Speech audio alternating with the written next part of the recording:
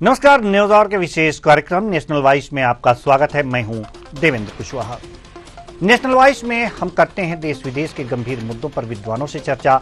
आज national voice का विषय है बांग्लादेश हिंसा को लेकर भारत में हुई अहम बैठक की। विदेश मंत्री एस जयशंकर ने पीएम मोदी को ब्रीफ तो कर दिया, पर क्या अब बांग्लादेश को सख्त संदेश देगी भारत सरकार? आज इसी विषय पर करेंगे चर्चा। तो आइए शुरू करते हैं नेशनल वॉइस।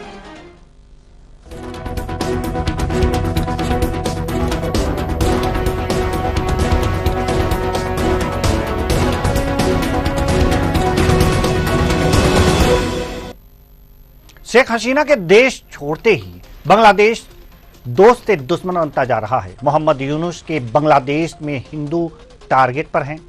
बांग्लादेश में हिंदुओं पर चुन चुन कर हमले किए जा रहे हैं। कभी मंदिर तोड़े जा रहे हैं, कभी दुर्गा पूजा मनाने से रोका जा रहा है। तो अब हिंदुओं को हिंसा की आग में झुलसाया जा रहा है। मगर अब भारत सरकार बांग्लादेश में हिंदुओं पर हो रहे हमलों को बर्दाश्त नहीं करेगी। बैठक में क्या हुआ और क्या रणनीति बनी, जानेंगे सब कुछ। तो आइए शुरू करते हैं।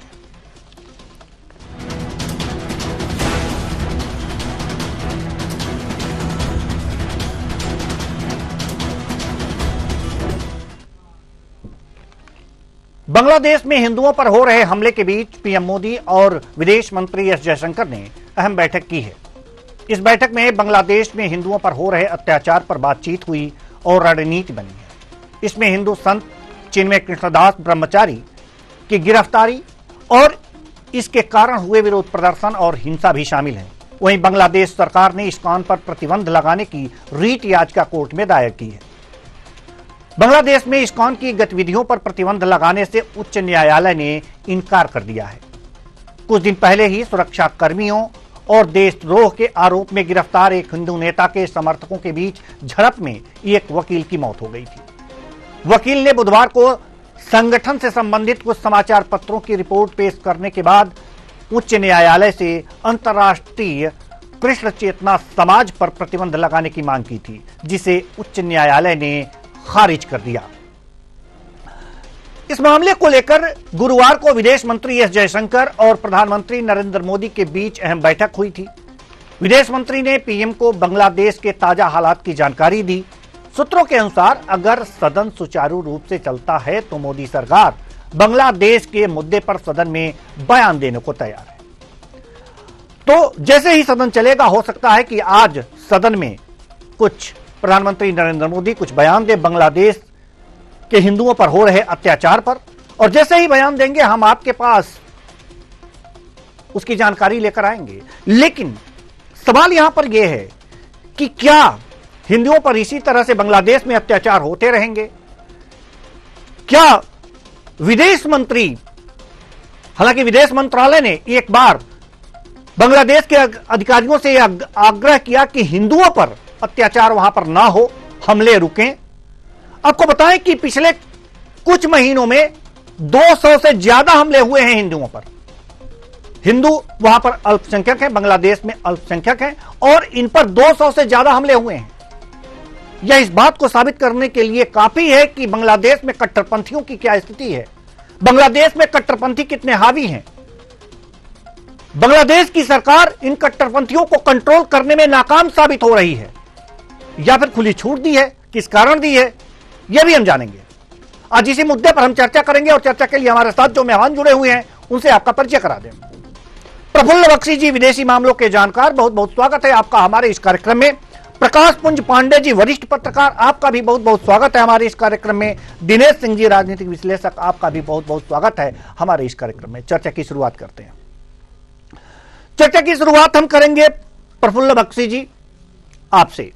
सवाल यहां पर यह है कि बातचीत हुई है, एस जयशंकर ने बांग्लादेश से संबंधित जानकारी प्रधानमंत्री नरेंद्र मोदी जी को साझा की है। क्या कुछ और हो सकता है? हालांकि विदेश मंत्रालय ने एक बार आग्रह किया था और संदेश दिया था कि वहां के अधिकारी हिंदुओं पर अत्याचार, हिंदुओं पर हो रहे हमले को रोकें, लेकिन कुछ खास असर नहीं दिखा बांग्लादेश में। अब माफ कीजिएगा, विदेश मंत्री एस जयशंकर ने प्रधानमंत्री नरेंद्र मोदी को इसकी जानकारी दी है, साझा की है। क्या हो सकता है, क्या उम्मीदें हैं, क्या उम्मीद लगाया जाए? थैंक यू देवेंद्र साहब। ये एक बहुत ही विचित्र समस्या और एक बहुत ही सीरियस समस्या है। सबसे बड़ी बात है इसका बैकग्राउंड तो आपको सबको हमको क्लियर हो जाना चाहिए, नहीं तो क्या होता है हम जान के अनजान बनने की कोशिश करते हैं। ये हिंदू मुस्लिम का फसाद है जिसके कारण भारत का विभाजन हुआ, जिसके कारण बांग्लादेश का पैदाइश हुई। क्योंकि और ये इसलिए हुआ कि बांग्लादेश का पैदाइश की मैं चर्चा नहीं करूंगा, कैसे हमने पाकिस्तान से उसको छुड़ाया।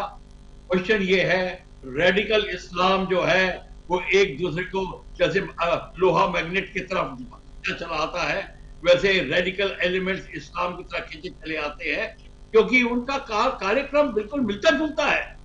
तो सारी की सारी प्रॉब्लम यहाँ पे है। वो शुरू से ही हिंदू धर्म, मैं रिलीजन की बात ही नहीं करता, मैं हिंदू धर्म बोलता हूँ।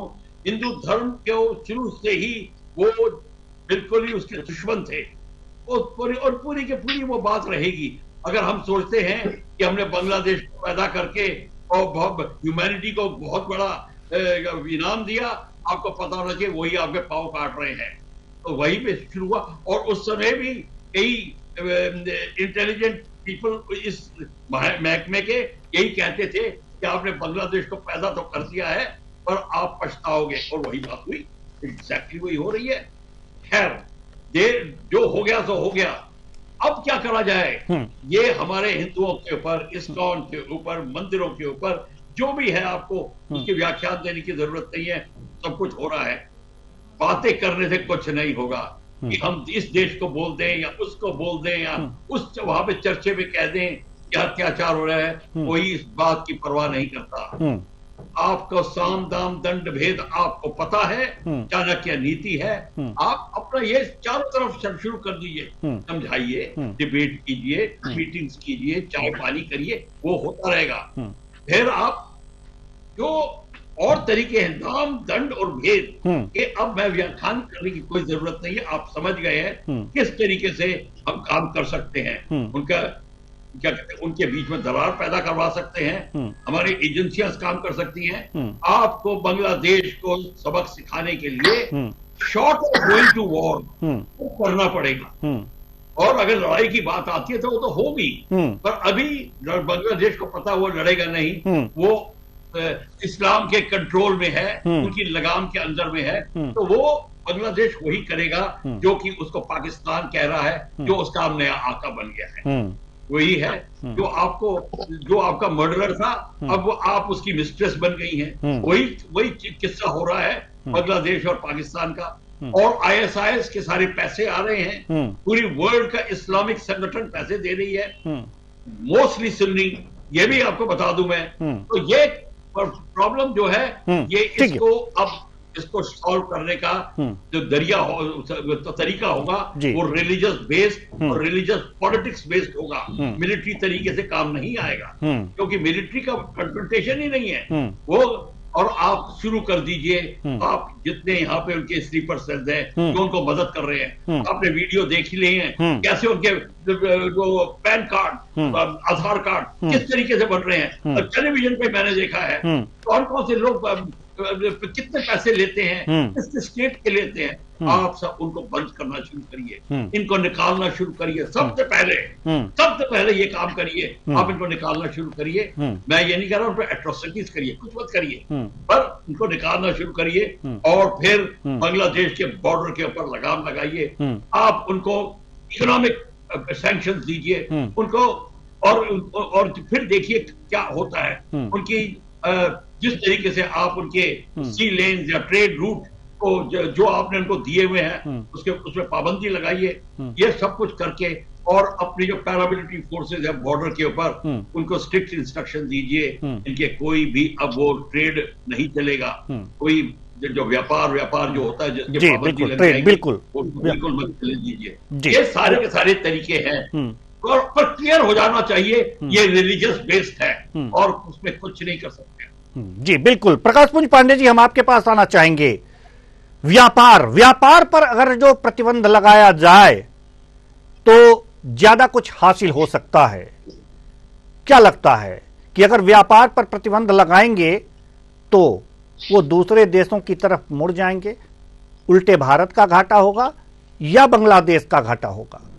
जी, क्या लगता है आपको? नहीं, देखिए देवेंद्र जी, ये जो आपने बात कही बिल्कुल सही कही। व्यापारिक रिश्ते जो है बांग्लादेश डिपेंडेंट कंट्री है भारत पे, और ये जो निर्भरता है व्यापार के माध्यम से, ये अगर बैन हो जाए, और जैसे कि अभी जो वक्ता कह रहे थे कि बख्शी जी, जैसे जो हमारी जो सेना है, सेना को अगर सीमाओं पे स्ट्रिक्ट कर दिया जाए, जो बंगाल की खाड़ी से जो यातायात होता है, जो मार्ग उनके लिए खुला सील कर दिया जाए, तो मुझे लगता है कि बांग्लादेश तरफ जाएगा और उसके पास चीन के तरफ जाने के सिवाय कोई ऑप्शन बचेगा नहीं। लेकिन वो वहां इसलिए नहीं जा सकता है कि ये जो मोहम्मद यूनिस है, हमने पहले भी चर्चा किया न्यूयॉर्क पे, ये अमेरिकी एजेंट है, तो वो चीन की तरफ तो जाएगा नहीं। तो वो ये एक सबसे अच्छा संदेश होगा कि अगर हम बांग्लादेश से पूर्णतः सीमाओं को सील करके और उससे अगर व्यापारिक संबंध खत्म कर देते हैं, या कम से कम टेम्पररी उसको इस समय के लिए विराम दे देते हैं, तो ये मान के चलिए कि एक बहुत बड़ा आघात होगा, बहुत बड़ा स्टेप होगा, और इसका असर उनकी अर्थव्यवस्था में पड़ेगा। और जब अर्थव्यवस्था में पड़ेगा तो इनकी हालत पाकिस्तान जैसी हो जाएगी। जब ये कटोरा लेके भीख मांगेंगे तब इनको समझ में आएगा कि ये इस्लामिक जिहाद जो ये पैदा कर रहे हैं, देखिए ये असल में पाकिस्तान की राह पे चल रहा है बांग्लादेश, जैसा बख्शी जी भी बोल रहे हैं, वादी देश बनने के कगार पे आ चुका है। और वो बहुत दूर नहीं, अगर ये परिस्थिति चलती रही जिस प्रकार से वो हिंदुओं को टारगेट कर रहे हैं, असल में ये हिंदुओं को टारगेट करके भारत को टारगेट किया जा रहा है। ये एक रणनीति का पूरा हिस्सा है। जिस प्रकार से पाकिस्तान को, श्रीलंका को डैमेज किया गया, अब बांग्लादेश की बारी है। नेपाल को भी थोड़ा डैमेज करने की चेष्टा की गई, पर नेपाल चूंकि हिंदू देश है तो उसने उस चीज का प्रतिकार किया। लेकिन अब बांग्लादेश में ये तीसरा, श्रीलंका के बाद तीसरा ऐसा देश है जो भारत का पड़ोसी राज्य है, देश है, उसको टारगेट किया जा रहा है। ये भारत को टारगेट किया जा रहा है, भारत को घेरने की ये साजिश है। तो भारत को तत्काल प्रभाव से सारे व्यापारिक संबंध खत्म कर देना चाहिए और एक बड़ी सैन्य कार्रवाई करते हुए सीमाओं को सील कर देना चाहिए। और मैं बता रहा हूं कि ज्यादा समय लगेगा, 15 दिन के अंदर ये रिजल्ट देखने को मिलेगा। और जो एक बख्शी जी बोल रहे थे, मैं उनकी बात से सहमत हूं और पूर्णतः सपोर्ट करता हूं कि जितने भी बांग्लादेशी घुसपैठी हमारे देश में रह रहे हैं, जितने भी रोहिंग्या हैं, उनको अब यहाँ से वापस भेजने की आवश्यकता, अत्याचार नहीं करना है, क्योंकि हम सहिष्णु हैं, हमें पता, हमें ज्यादा हमारे लिए मानवता का जो प्राथमिकता है वो ज्यादा है। उन्हें उनके देश वापस भेज दिया जाए, और जिस प्रकार से जब उनके ऊपर और बर्डन पड़ेगा और जब ये व्यापारिक रिश्ते खत्म हो जाएंगे हमारे, तब बांग्लादेश सरेंडर करने को तैयार हो जाएगा।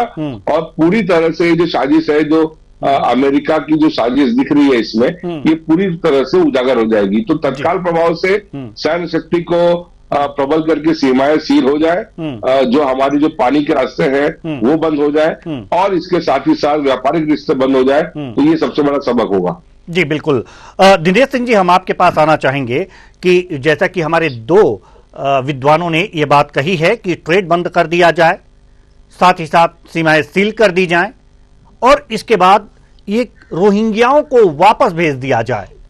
अगर ये इस तरह से कार्रवाई की जाती है तो बांग्लादेश अपने औकात पर आ जाएगा। उसे उसकी औकात दिखानी बहुत जरूरी है इस समय, नहीं तो इसी तरह से हिंदू वहां पे परेशान होते रहेंगे, हिंदू अल्पसंख्यक परेशान होते रहेंगे। और क्या किया जा सकता है जी इस एहसान फरामोश बांग्लादेश के खिलाफ? जी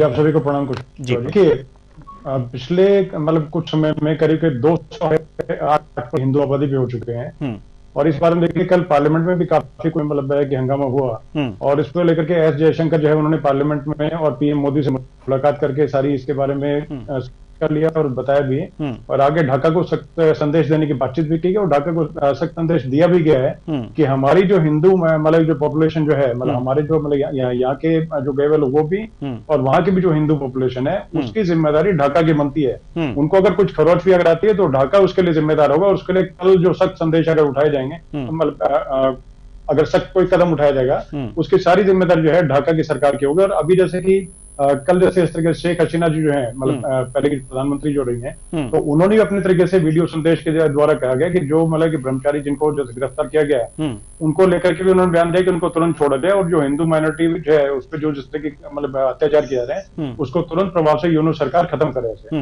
दूसरी बात है कि जहां तक जैसे कदम की समझता हूँ कि जैसे मुझसे पहले दो उन्होंने अपनी की बात का सम्मान करता हूँ, लेकिन देखिए ट्रेड जो है वो 1 मिनट में खत्म नहीं होता, के तरीके होते हैं, मतलब स्टेप बाय स्टेप सब चीजें होते हैं। जैसे आप 10 और अभी थोड़े दिन जो है अपना अटेंड करके हैं, तो आपस में देखिए चीजें जैसे होते हैं, तो यूनो सरकार जो है उसको एक तरह से और किस तरीके से आगे टैकल करने का करना है, तो हम लोग बेहतरीन से मतलब बहुत भली बात इस बारे में जानते हैं, और हमारी पॉलिटी और डिप्लोमेसी जो है बेहतरीन है इस टाइम पे, और अपने तरीके से हम लोग टैकल ढंग से करते हैं, जिससे कि सांप भी मर जाए और लाठी ना टूटे जी। तो देखिए ट्रेड की जहां तक बात है तो नुकसान में देखिए वो तो पहले ही भूखे हैं, तो भूखे आदमी का आप क्या करोगे, पहले जैसे कपड़ा पहनने को नहीं है, तन को रोटी नहीं और जो पेट को खाना नहीं, तो उस तरीके से उनको क्या करेंगे, ज्यादा नुकसान जो होगा हमारे व्यापारियों को होगा, क्योंकि हम लोग बहुत बेहतर तरीके से यहाँ से ट्रेड वहां पर कर रहे हैं, और वहां पर जितने जो व्यापारिक जो संस्थान है वो ज्यादातर जो है इंडियन ओन्ड है, मतलब कि इंडियन जो यहाँ के जैसे कि हमारे यहाँ के जो लोग गए हुए हैं, तो उन्होंने यहाँ पर मतलब स्थापित कर रखे हैं ट्रेड व्यापार, और उस तरीके से यहाँ की जो भारत सरकार की भी कुछ जैसे कि मतलब उपक्रम है जिनका कि डायरेक्टली और वहां पर कहीं ना कहीं ट्रेड से लेने देना है,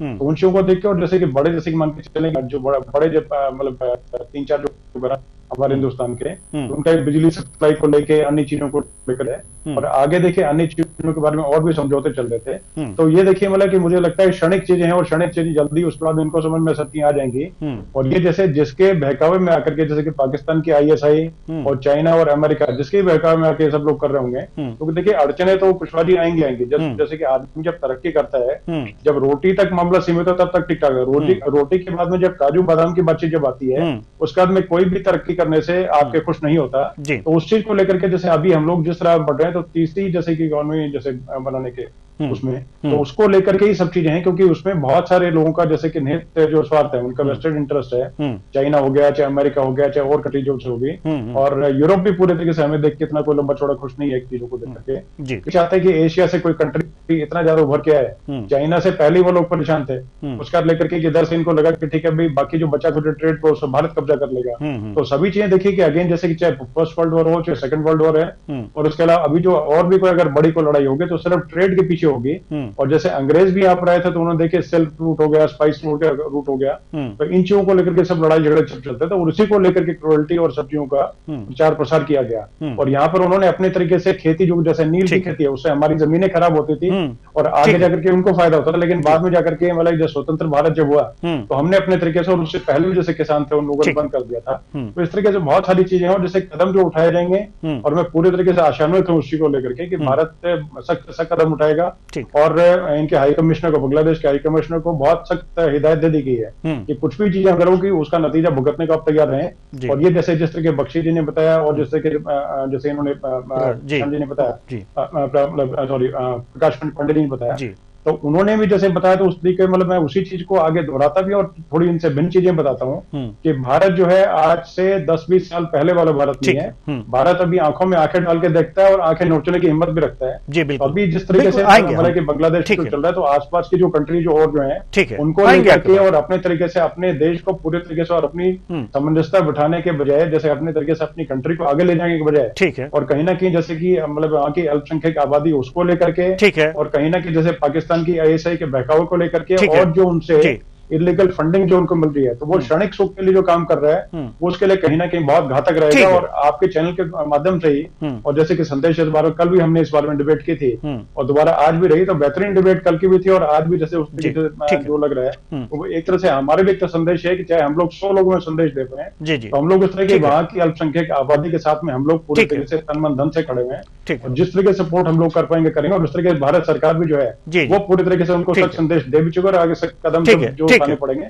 जरूर उठाने का काम करें। जी बिल्कुल बिल्कुल बिल्कुल सही बात आपने कही है। प्रफुल्ल बख्शी जी विदेशी मामलों के जानकार हैं। आप आपसे ये जानना चाहते हैं कि इस तरह की बातें हो रही हैं, मानवता का हनन हो रहा है, हिंदुओं पर अत्याचार हो रहा है, मंदिर तोड़े जा रहे हैं, बहु बेटियों को उठाया जा रहा है, हमारा संयुक्त राष्ट्र संघ क्या कर रहा है, क्या कर रहा है वो,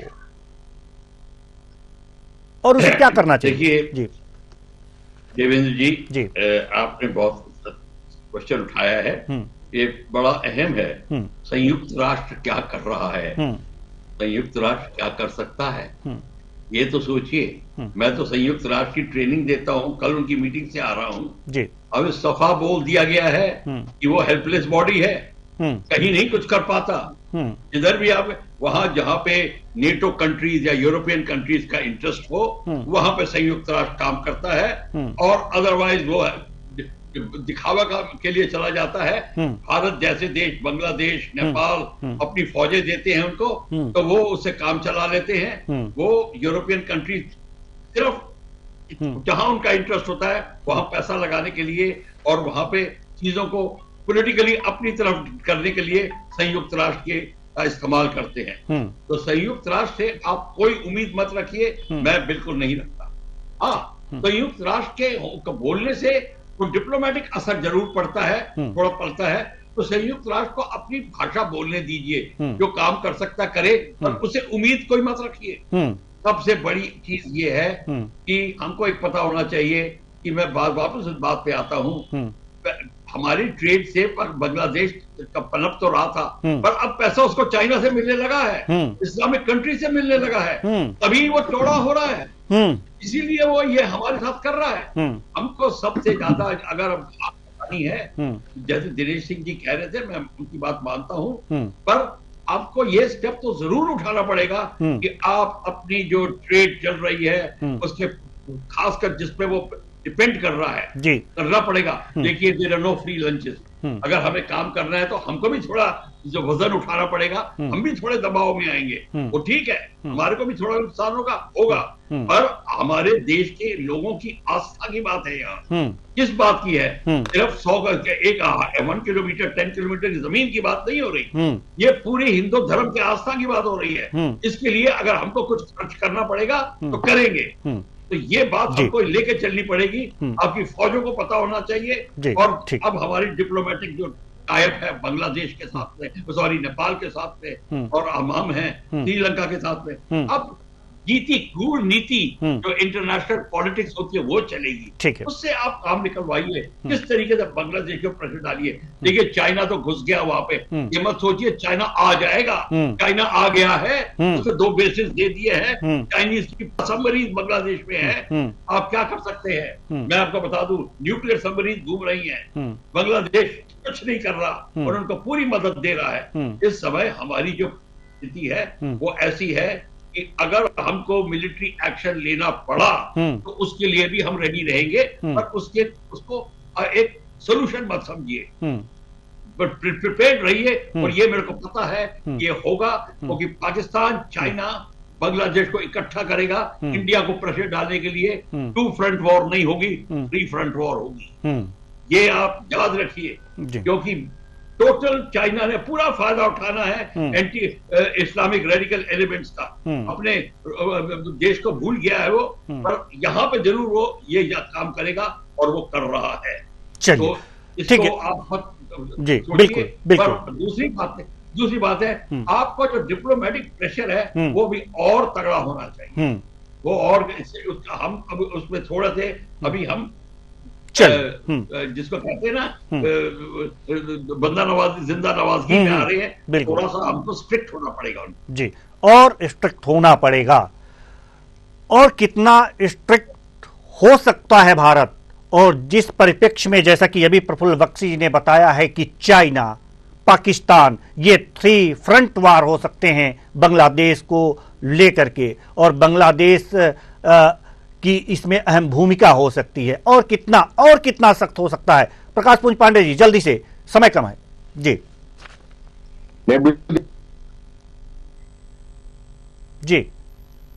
प्रकाश पुंज पांडे जी। हेलो जी जी जी जी से भी वहां भी प्रेशर बना के एक वैश्विक पटल पे एक बड़ा संदेश देने की आवश्यकता है। और मैं अभी भी बात कर रहा हूँ, देश पूरी तरह से ठीक खत्म नहीं कर सकते हैं। जो एक संबंध है उसे फिलहाल के लिए एक पॉज करने की जरूरत है, एक टेम्पररी आवश्यकता है, ताकि उनकी इकोनॉमी पे चोट हो। और जब इकोनॉमी पे चोट होगा, आपकी सैन्य शक्ति का प्रदर्शन उनकी बाउंड्रीज पे होगा, तो मुझे लगता है कि एक मेजर प्रेशर बिल्ड होगा और बांग्लादेश को ना चाहते हुए भी बैकफुट पे आना पड़ेगा। चलिए दिनेश सिंह जी, जैसा कि आपका मानना है कि अगर जो ट्रेड बंद होगा तो भारत का भी नुकसान होगा, और लेकिन इस तरह से देखा भी नहीं जा सकता, इस तरह से अपने हिंदुओं पर जो अत्याचार हो रहे हैं उसे इसी तरह से अनदेखा नहीं किया जा सकता। क्या कर सकते हैं, किस तरह से और कर सकते हैं? जी जल्दी से सर, समय कम है, कुछ थोड़ा सा समय दीजिएगा मुझे। जी जी हाँ, मैं नहीं मतलब बिल्कुल शॉर्ट में खत्म करने के। ये देखिए, चाहे नेपाल की बात करें, चाहे श्रीलंका की बातचीत करें, बांग्लादेश, पाकिस्तान, किसी की बात, चाहे बर्मा की बातचीत करें, सब जगह पे चाइना जो है उसी का हस्तक्षेप सारा है। तो हमें देखिए लगाम लगानी पड़ेगी, चाइनीज ड्रैगन पे लगानी पड़ेगी कि वो अपने मुंह से आग जो है ना निकाल सके, और ड्रैगन को इतना टेम कर दिया जाए कि उसके मुंह से आग के बजाय पानी निकलना शुरू हो जाए। देखिए पहले से जिस तरह बख्शी जी ने बताया, और जैसे कि अपने पहले इन्होंने क्या था, श्रीलंका को कैप्चर करने की कोशिश की थी, और श्रीलंका की पॉलिटिक्स में बदलाव ला करके इन लोगों ने अपने तरीके से पूरा बदलाव लाने, पैसा बहुत उसमें झोंका, बहुत रुपया उसमें झोंक करके, और वहां पर अपनी स्पाई शिप जो थी हिंदुस्तान पे नजर रखने के लिए, वहां स्पाई शिप अपनी स्टेशन कर देती। लेकिन बाद में भारत ने अपनी कूटनीति और रणनीति के तहत वहां की सरकार को जो टॉपर करने में और वहां की जो अच्छी जो फोर्सेस थी उनकी मदद की, और बाद में जाकर के प्रधानमंत्री चेंज हुए, उसके बाद वहां की चीजें, रणनीति और सब चीजें इसी प्रकार से नेपाल में देखने को मिला। इसी तरह की चीजें देखिए, मतलब उसी रणनीति के तहत चाइना ने पैसा इतना झोंक करके और बांग्लादेश में चीजें चेंज की। और पहले जैसे कि पाकिस्तान की अगर बातचीत करते हैं तो पाकिस्तान में भी सेम की सेम रणनीति ऐसी थी। उसमें तो बेचारे बलोच जो थे तो उनको शोरवीर बोला जाए कि उन्होंने पूरे तरीके से इनका चाइना और पाकिस्तान जो कॉरिडोर था उसको नस्तानाबूद कर दिया। अभी देखिए हम लोग अपने पूरी तरीके से पुरजोर हम लोग गए, जैसे कि आंखें नोचने में सक्षम है, और इनके बाद देखिए कि भूखे नंगे देश है, इनके पास में बहुत लंबा चौड़ा करने के लिए ऐसा कुछ है नहीं कि नुकसान पहुंचा पाए। तो सारा देखिए लेने देने के लिए सिर्फ है चाइना के पास में। तो हमें चाइना की कमर तोड़ने के लिए चीजें देखनी पड़ेगी, उनके साथ ट्रेड बंद कर देना चाहिए और इनके साथ में पूरी सख्ती से पेश आना चाहिए। तो अपने आप देखिए लाइन पे आ जाएंगे। जैसे पहले थोड़े दिन पहले कुछ चीजें जैसे कि पाकिस्तान के साथ में जैसे कि स्थिति कुछ खराब हुई थी, और हमने अपने लाखों जो ट्रूप्स थे वहां पर, जैसे कि बख्शी जी से सहमत होंगे, उनको पता भी इस बारे में जानकारी सारी होगी इसके बारे में, कि जैसे कि राजस्थान से लेके पंजाब, जम्मू कश्मीर सब जगह हमने अपने लाखों ट्रूप्स से उनकी मूवमेंट उनको स्टेशन कर दिया, और वहां पर एक तरह से मिलिट्री एक्सरसाइज शुरू कर दी थी। उससे लेकर के इतने खराब उनके हालात हुए कि वहां के प्रधानमंत्री, राष्ट्रपति जो थे वो भागते घूमते थे इधर से उधर, कहीं जाकर कभी अमेरिका में माथा टेकने आते थे, कभी कुछ जाते थे। तो मैं पूरी तरीके से कि सख्त कदम उठाने चाहिए, उठाने पड़ेंगे, और सरकार जो है पूरे तरीके से, मैं आश्वस्त हूं कि सरकार पूरे तरीके से सख्त संदेश दे रही है। और दूसरा UN, WHO इन सब से हमारे को कोई उम्मीद नहीं है, और उम्मीद होनी भी नहीं चाहिए, क्योंकि देखिए उस पर सब एक तरह से जो यूरोपियन जो यूनियन है उनका हो गया, और उस तरीके से जैसे कि मतलब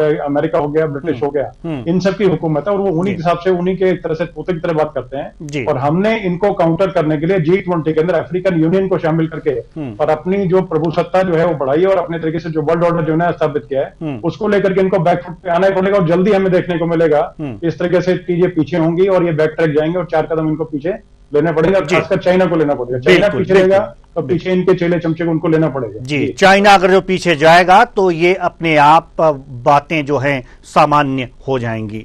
तो अब चूंकि समय नहीं तो इस चर्चा को और आगे बढ़ाते। बहुत बहुत धन्यवाद सभी मेहमानों का, आप आए और अपने अपने विचार साझा किए। तो कुल मिलाकर के बांग्लादेश में जो हिंदुओं पर अत्याचार हो रहे हैं, इस्लामिक कट्टरपंथी हिंदुओं पर हमले कर रहे हैं, उसकी दवा खोज ली गई है, और ये दवा जो है वो सख्ती के रूप में सामने आएगी। सवाल यहां पर यह है कि चाइना के बहकावे में आकर के जो बांग्लादेश के पर लग गए हैं, उड़ रहा है, तो चाइना पर भी जो है भारत चाइना को भी अपने बस में करने की हिम्मत रखता है। और यह हिम्मत जब चाइना को भी अपने वश में करने की हिम्मत रखता है, तो बांग्लादेश किस खेत की मूली है, पाकिस्तान किस खेत की मूली है। तो बांग्लादेश को यह समझना चाहिए कि भारत इस समय महाशक्ति बनने की ओर है, और चाइना की चाल में ना फंसते हुए वो जो कट्टरपंथी हैं उनको समझाना चाहिए बांग्लादेश की सरकार को कि कौन अस्थाई मित्र है, और उस अस्थाई मित्र को यदि हम दुश्मन बनाएंगे तो उसका परिणाम क्या होगा ये समझ में आ जाएगा। तो ये अगर जो जितनी जल्दी समझ में आ जाए बांग्लादेश के कट्टरपंथियों को, उतनी ही बांग्लादेश के लिए हितकर होगा, वरना भारत अब कड़े एक्शन लेने की तैयारी में है। फिलहाल इस कार्यक्रम में इतना ही, मुझे दीजिए इजाजत, नमस्कार।